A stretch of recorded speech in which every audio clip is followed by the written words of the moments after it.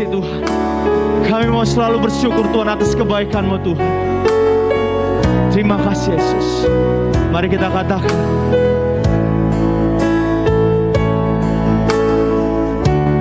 Dengan apa ku membalas kasih-Mu.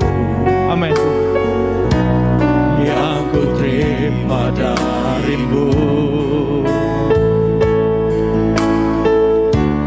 Dengan apa ku membalas cinta. Oh Yesusku, ku mau selalu bersyukur, selalu bersyukur. Kau Tuhan yang setia, yang selalu menopang. Ku mau selalu bersyukur, selalu bersyukur.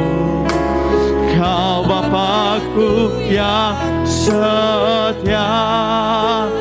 Ku mau selalu bersyukur, selalu bersyukur. Kau Tuhan yang setia, yang selalu menopang. Ku mau selalu bersyukur, selalu bersyukur. Kau Bapakku yang setia. Dengan apa ku membalas kasih-Mu yang ku terima dari-Mu. Amin. Dengan apa Tuhan? Dengan apa ku membalas cinta. Oh Yesusku, ku mau selalu bersyukur, selalu bersyukur. Kau Tuhan yang setia, yang selalu menopang. Ku mau selalu bersyukur, selalu bersyukur. Kau Bapakku yang setia.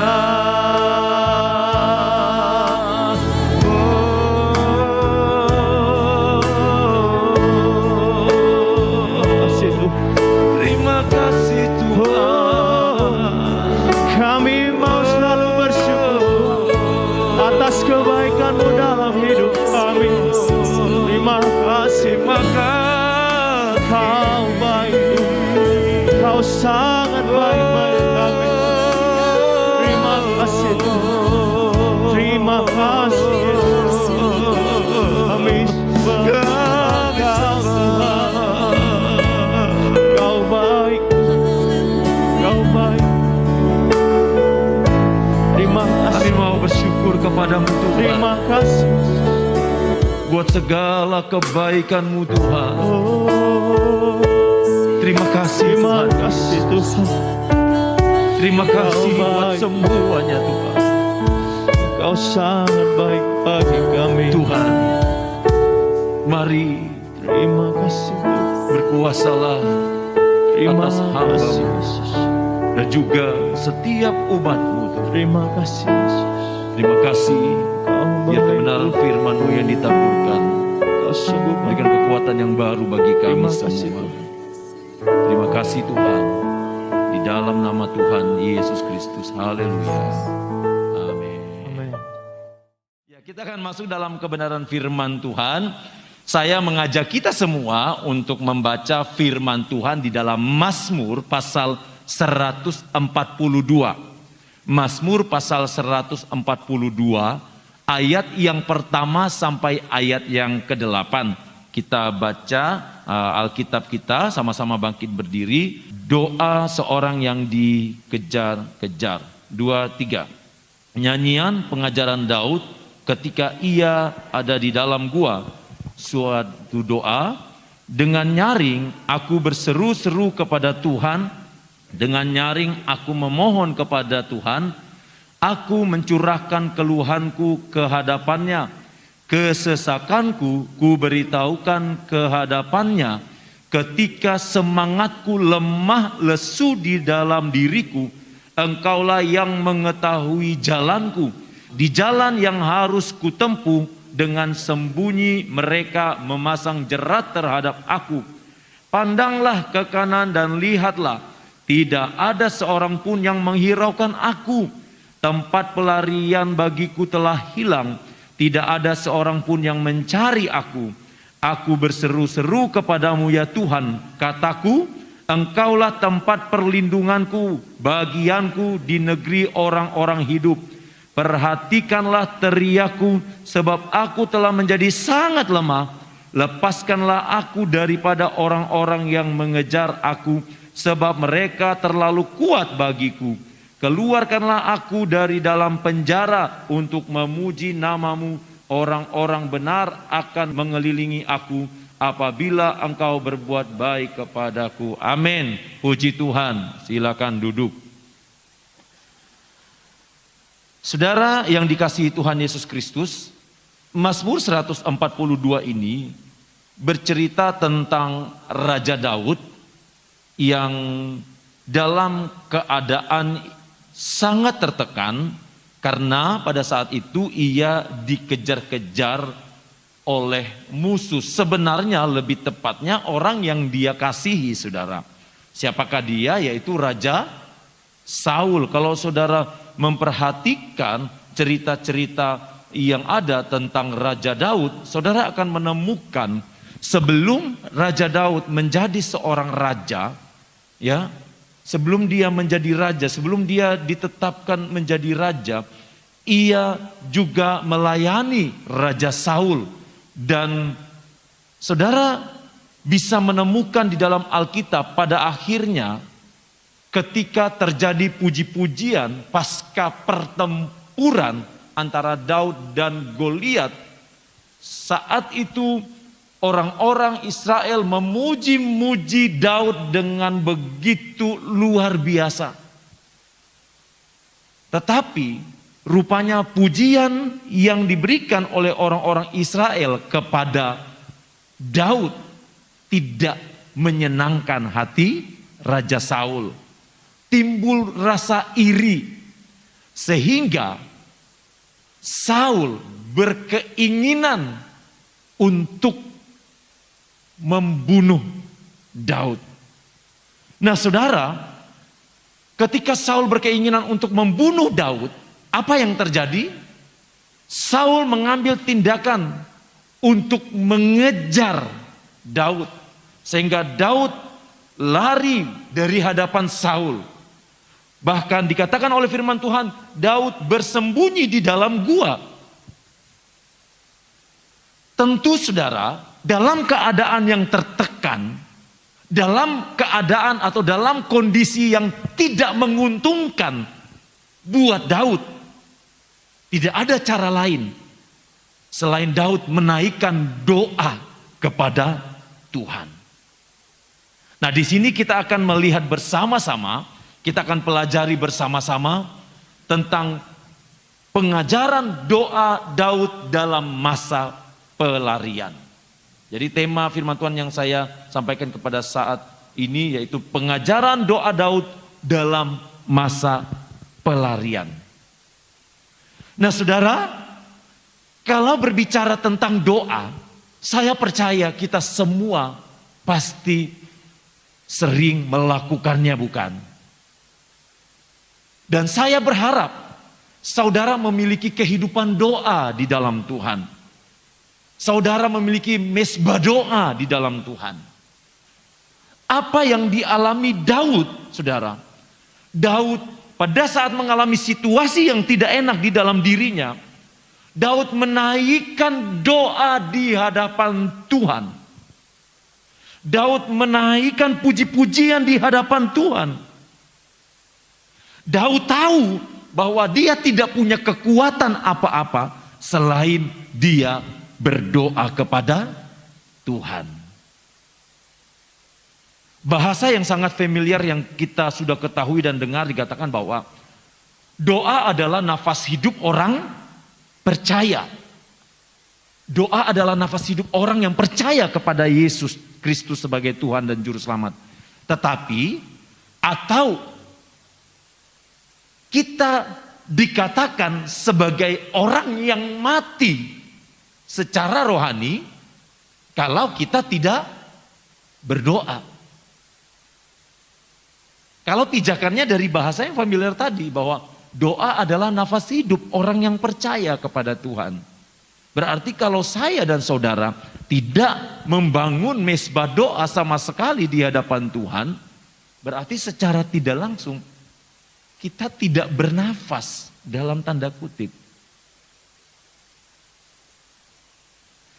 Daud tahu betapa besarnya peran doa di dalam kehidupannya. Ketika Daud mengalami masa-masa sulit, dan pada saat ia lari di hadapan Tuhan, dia menaikkan doa. Daud mendapatkan banyak hal ketika ia berdoa kepada Tuhan. Saudara, pelajaran penting dalam doa Daud, yang pertama yang ingin saya sampaikan kepada saudara adalah keyakinan Daud atas pemeliharaan Allah. Dalam doa yang Daud naikkan, pelajaran penting yang pertama yang kita belajari saat ini adalah keyakinan Daud atas pemeliharaan Allah.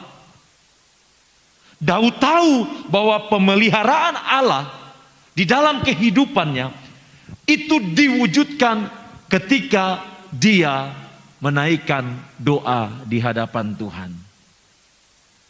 Di saat ku tak berdaya, kuasa-Mu yang sempurna. Ketika ku percaya, mujizat itu nyata, bukan karena kekuatan, namun Roh-Mu ya Tuhan. Ketika ku berdoa, mujizat itu nyata. Ketika ku berdoa, Daud menyadari bahwa hanya doalah yang membawa dia terpelihara oleh Allah. Ketika Daud menaikkan doa itu, ketika Daud menaikkan pujian penyembahannya di hadapan Tuhan, Daud tahu pemeliharaan Tuhan pasti terjadi di dalam kehidupannya. Pada saat Daud menaikkan doa, Bapak Ibu Saudara yang kasih dalam Tuhan Yesus Kristus, di dalam Mazmur pasal 142 ini, Daud menaikkannya dengan kesungguhan hati. Daud menaikkannya dengan suara yang nyaring, dengan penuh kesungguhan. Bahkan seruan doa Daud ini dinaikkan benar-benar lahir dari hati yang paling dalam. Saudara, saya yakin ketika saudara mengalami satu tekanan di dalam kehidupan saudara, ketika saudara mengalami satu peristiwa yang membuat saudara seolah-olah tidak sanggup lagi, dan ketika saudara menaikkan doa itu di hadapan Tuhan, saya percaya saudara tidak sekedar berdoa. Saya percaya saudara tidak akan hanya sekedar melakukannya, saudara. Tapi mungkin saudara dengan bahkan sampai mencucurkan air mata. Untuk apa? Supaya Tuhan melakukan mujizatnya di dalam kehidupan saudara. Dan ketika ada seruan yang lahir dari hati yang dalam, maka saya percaya pemeliharaan Tuhan itu nyata di dalam kehidupan saya dan saudara. Raja Daud, walaupun ia bersembunyi di dalam goa, ia mengalami pemeliharaan Tuhan. Musuh di sekitar dia begitu banyak yang mengejar dia, tetapi dia percaya bahwa Tuhan pasti memelihara dia. Daud menyerahkan keluhannya, Daud menyerahkan kesesakannya. Dia yakin bahwa ketika dia menyerahkan semuanya kepada Allah, maka Allah akan melepaskan dia. Daud yakin. Kenapa saudara? Karena Daud memiliki atau mempunyai pengalaman rohani dengan Tuhan. Saudara, saya beritahu saudara, saudara harus mengalami atau saudara harus punya pengalaman yang hidup dengan Tuhan. Kalau saudara punya pengalaman rohani dengan Tuhan, maka segala tantangan yang datang dalam hidup saudara, saudara bisa melewatinya, saudara. Karena saudara pernah mengalami hal itu. Mengapa banyak anak-anak Tuhan yang ketika menghadapi masalah, ketika menghadapi situasi yang tidak baik di dalam hidupnya, begitu mudah meninggalkan Tuhan? Mengapa saudara? Salah satunya karena tidak pernah mengalami perjumpaan pribadi dengan Tuhan. Saudara, ayo saudara, alamilah perjumpaan pribadi dengan Tuhan. Dan itu tidak didapati hanya dengan kita biasa-biasa saja tanpa meresponi Tuhan. Itu didapati ketika kita ada di dalam hadirat Tuhan. Bangun hubungan yang intim dengan Tuhan, saudara. Bangunlah mesbah doa, saudara. Kalau kita ingin mengalami seperti yang Raja Daud alami, maka kita harus membangun mesbah doa di hadapan Tuhan. Di dalam 1 Petrus pasal yang kelima ayat yang ke-7. 1 Petrus pasal 5 ayat yang ke-7. Di situ firman Tuhan berkata, serahkanlah segala kekhawatiranmu kepadanya, sebab Ia yang memelihara kamu. Serahkanlah segala kekhawatiranmu. Apa yang menjadi kekhawatiran saudara saat ini? Kekhawatiran-kekhawatiran apa yang datang di dalam kehidupan saudara saat ini? Secara manusia, siapa yang tidak pernah mengalami yang namanya rasa khawatir? Semua orang pasti mengalami yang namanya rasa khawatir. Tetapi saudara, jangan sampai kekhawatiran itu yang menguasai kehidupan saya dan saudara. Seharusnya kita yang menguasai kekhawatiran itu. Kalau kita menguasai kekhawatiran itu, berarti kita menyerahkan segala sesuatunya kepada Tuhan. Apa yang menjadi kekhawatiran saudara? Masa depan, pekerjaan, keluarga, masa depan anak, kesehatan kita, kekuatan kita. Apa yang menjadi kekhawatiran kita, saudara? Kurang jelas apa firman Tuhan katakan? Serahkanlah segala kekhawatiranmu kepadanya, sebab Ia yang memelihara kamu. Kalau kita tahu bahwa Tuhan yang memelihara kita, maka kita akan terus berjalan maju dan mengucap syukur kepada Tuhan.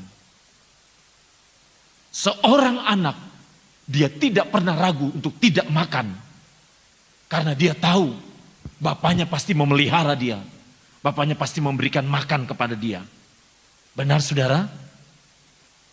Seorang karyawan, dia tidak akan pernah khawatir untuk tidak mendapat gaji dari majikannya, karena dia tahu bahwa majikannya pasti memberikan gaji kepada dia. Seorang pegawai atau apapun itu juga tidak akan pernah ragu, karena dia tahu ada yang menopang kehidupannya. Apalagi Tuhan kita. Saudara, saya berharap firman Tuhan ini, 1 Petrus 5 ayat 7 ini, benar-benar kita taruh di dalam hati kita. Kalau perlu kita hafal, saudara. Serahkanlah kekhawatiranmu, serahkanlah segala kekhawatiranmu kepadanya, sebab Ialah yang memelihara kamu. Mari saudara, saya ajak kita ganti dengan nama kita masing-masing. Ya, sama-sama saya hitung sampai 3. Kata kamu Serahkanlah segala kekhawatiran Hermawan kepadanya sebab ia yang memelihara Hermawan. Kita ganti sama-sama ya. 1, 2, 3. Serahkanlah segala kekhawatiran Hermawan kepadanya sebab ia yang memelihara Hermawan. Amin. Berikan kemuliaan yang terbaik bagi nama Tuhan. Serahkan saudara. Jangan biarkan kekhawatiran itu menggerogoti kehidupan saudara. Jangan biarkan kekhawatiran itu menggerogoti iman percaya saudara kepada Tuhan. Oleh sebab itu saudara, bangun mezbah saudara, mezbah doa saudara di hadapan Tuhan. Di rumah saudara harus punya waktu-waktu untuk bersekutu dengan Tuhan secara pribadi. Saudara harus punya itu, terserah saudara. Jam berapapun saudara. Saudara harus punya di hadapan Tuhan. Entahkah saudara maunya jam 9 malam silahkan. Jam 8 malam silahkan, jam 10, jam 11, jam 12, jam 1, jam 2. Silahkan saudara. Saudara yang paling tahu kapan waktu terbaik saudara bersekutu dengan Tuhan. Yang saya sarankan atau memberi masukan kepada saudara, saudara harus punya waktu-waktu bersekutu dengan Tuhan secara pribadi. Amin saudara. Yang kedua, pelajaran penting dalam doa Daud saat ia dalam pelarian menurut Mazmur 142. Mari kita perhatikan ayat yang ke-6 bagian A. Ayat 6 bagian A. Aku berseru-seru kepadamu ya Tuhan. Kataku, engkaulah tempat perlindunganku. Yang kedua, pelajaran penting dalam doa Daud saat di pelarian yaitu keyakinan Daud atas perlindungan Allah.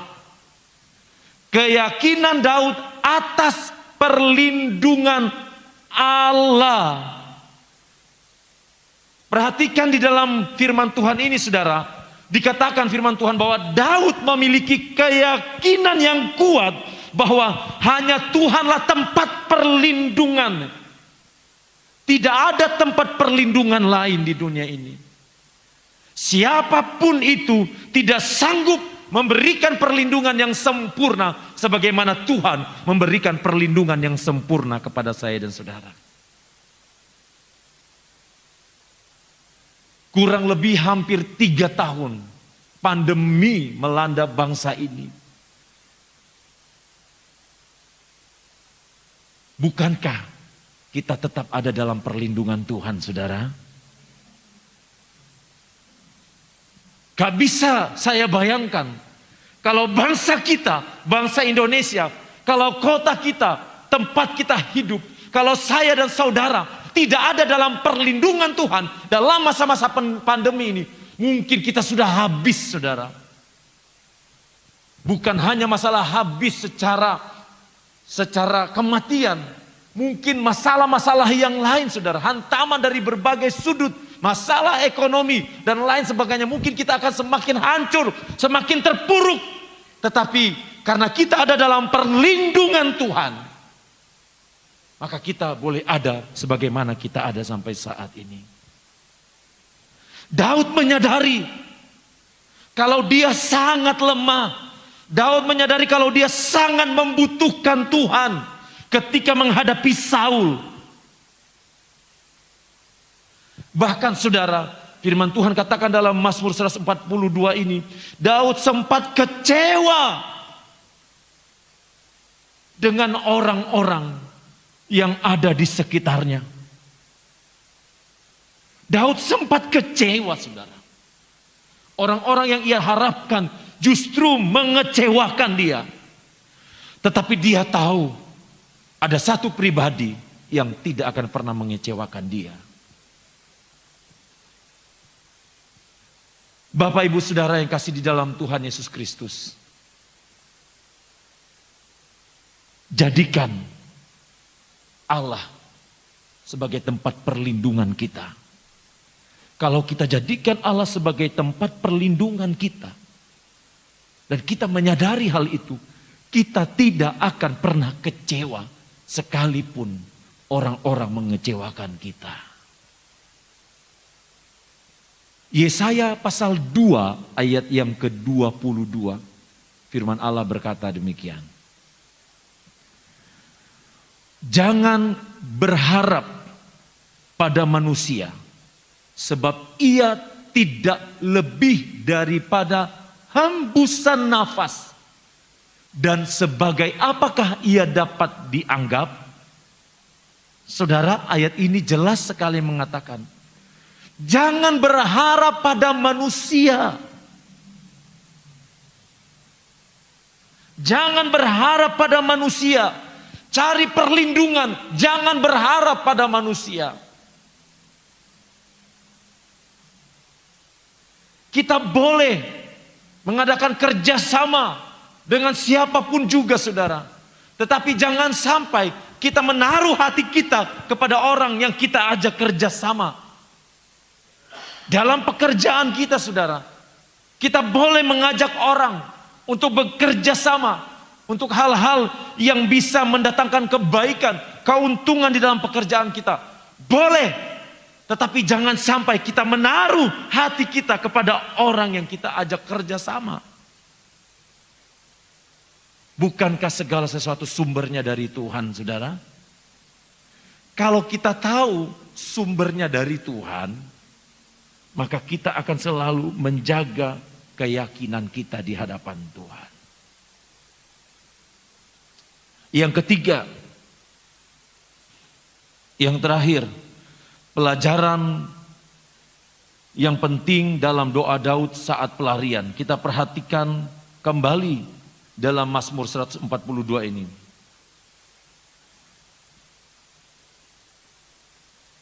Ayat yang ke-8.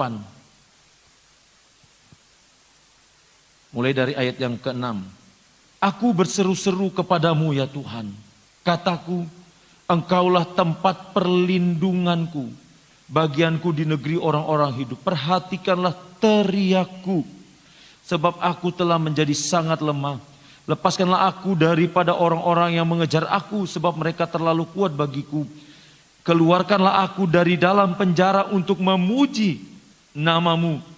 Orang-orang benar akan mengelilingi aku apabila engkau berbuat baik kepadaku. Yang ketiga, pelajaran penting dari doa Daud, yaitu keyakinan Daud atas pemenuhan janji Allah. Keyakinan Daud atas pemenuhan janji Allah. Saudara, kalau kita berbicara tentang janji Allah di dalam firman Tuhan ini, kita bisa menemukannya dari Kejadian sampai Wahyu. Janji Allah begitu luar biasa disampaikan untuk saya, untuk saudara. Pertanyaannya, apakah kita percaya dengan janji Allah itu? Ataukah menurut saya dan saudara ini hanya sekedar tulisan? Kalau firman Tuhan ini hanya sekedar tulisan, maka janji-janji Tuhan yang sudah disampaikan tidak akan pernah terjadi di dalam kehidupan kita, saudara. Tetapi kalau kita mengimani, kita meyakini bahwa Tuhan pasti memenuhi janjinya di dalam kehidupan kita, maka kita akan terus berjalan bersama Tuhan. Matius 14 ayat yang ke-14. Matius pasal 14 ayat yang ke-14. Saudara bisa baca dalam ayat-ayat di atasnya. Saya baca ayat yang ke-14. Ketika Yesus mendarat, ia melihat orang banyak yang besar jumlahnya. Maka tergeraklah hatinya oleh belas kasihan kepada mereka. Dan ia menyembuhkan mereka yang sakit. Perhatikan baik-baik saudara. Saya akan mengajak saudara untuk melihat dalam Matius pasal 14 ini. Saya akan mengajak kembali saudara perhatikan. Di sini dalam Matius 14 ini, ya, dari ayat 13 sampai ayat yang ke-21, perikopnya di situ diberi judul Yesus memberi makan 5.000 orang. Yesus memberi makan 5.000 orang. Saudara, Yesus memberi makan 5.000 orang dengan 2 ikan dan 5 roti.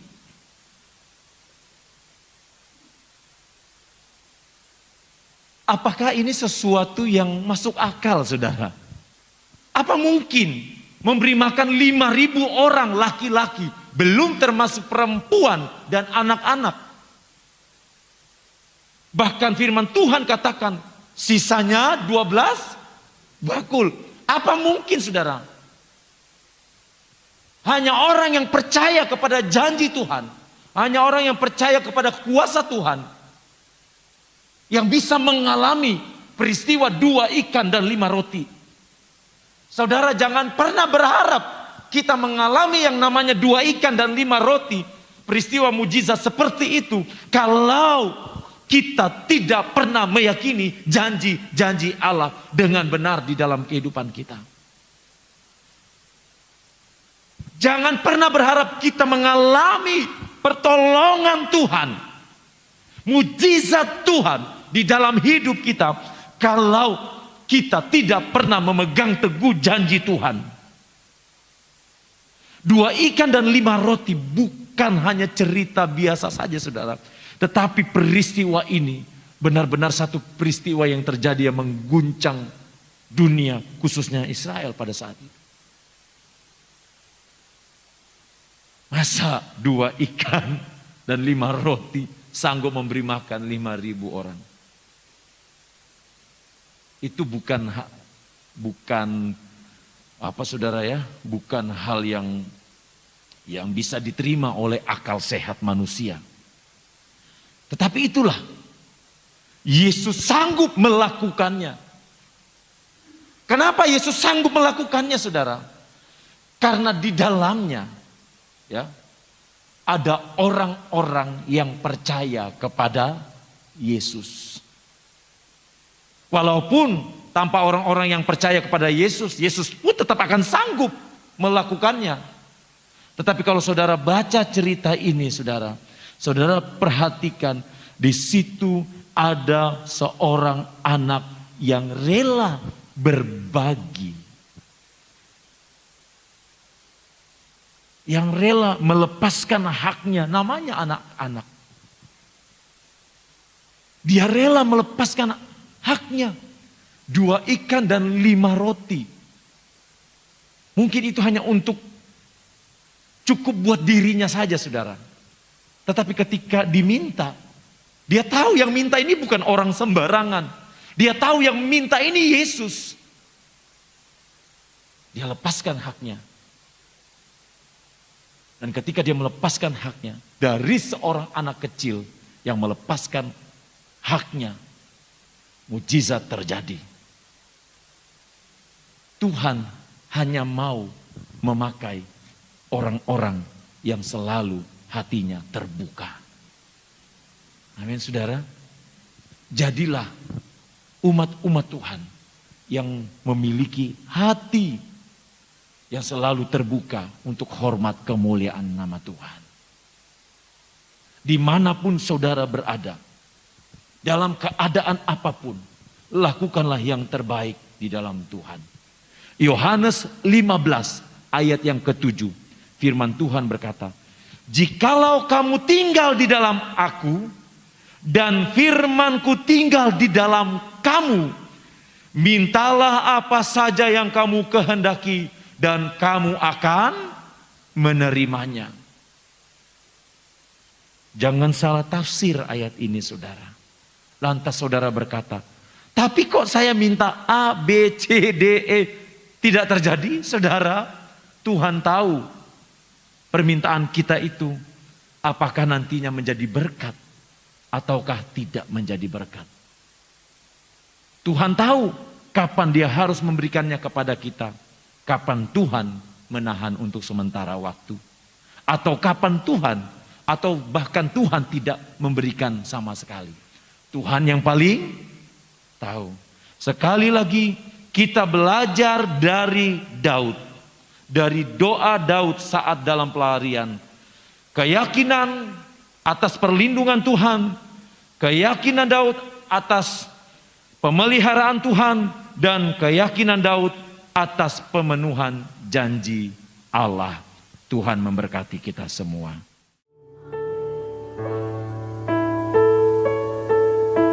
Saat ku tak melihat jalanmu, saat ku tak mengerti rencanamu, namun tetap ku pegang janjimu, pengharapanku hanya padamu. Hatiku percaya, hatiku percaya, amin. Hatiku percaya, selalu ku percaya. Bapak Ibu Saudara yang kasih di dalam Tuhan Yesus Kristus, Terima kasih. mungkin saat ini ada di antara kita yang sedang mengalami Saya pada hal yang tidak enak di dalam kehidupan kita. Mungkin saudara mengalami hal-hal yang membuat engkau kecewa. Mungkin orang-orang yang kau harapkan justru mengecewakan engkau. Tetapi peganglah janji Allah. Sebagaimana Daud memegang janji Allah. Biarlah perlindungan Allah terjadi. Biarlah saudara tetap andalkan Tuhan dalam segala keadaan. Percayalah, Dia sanggup, Dia mampu untuk memberikan jalan keluar buat saya dan saudara. Haleluya, haleluya, haleluya. Oh, haleluya, oh, haleluya, haleluya, haleluya. Terima kasih ya Allah. syukur bagimu. Oh, haleluya. Oh, haleluya. Terima kasih Kau baik. Hatiku percaya. Mari angkat tangan saudara di hadapan Tuhan. Mari serahkan semuanya di hadapan Tuhan. Serahkan semuanya di hadapan Tuhan. Hatiku Serahkan semuanya. Apapun masalah saudara. Mungkin engkau dalam tertekan. Engkau dalam keadaan yang sangat tertekan. Engkau berteriak. Tapi engkau tidak kuat melakukannya. Serahkan pada Yesus. Haleluya.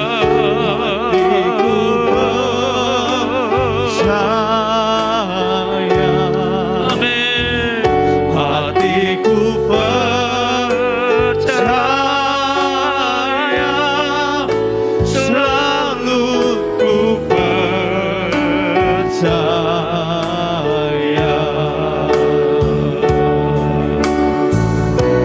Terima kasih Tuhan. Tuhan Yesus,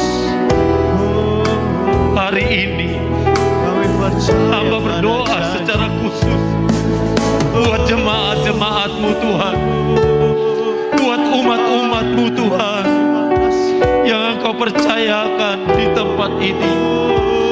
Tuhan, mungkin saat ini ada yang datang dengan berbeban berat, di mana kami tidak mengetahuinya Tuhan. Mungkin ada yang datang dengan kondisi kesehatan yang kurang baik Tuhan. Tuhan, kami serahkan ke dalam tangan-Mu Tuhan. Tuhan, jamah, jamah, Amin. jamah Dalam nama Yesus. di dalam nama Tuhan Yesus. Terima kasih Tuhan. Terima kasih untuk semuanya. Syukur bagi nama Terima kasih untuk kasih setia-Mu di dalam hidup kami. Yesus. Tuhan, ini kami Tuhan. Kami bawa hati kami di hadapan-Mu. Kami membawa hidup kami di hadapan-Mu. Kami perlu Engkau Tuhan. Kami butuh Engkau Tuhan.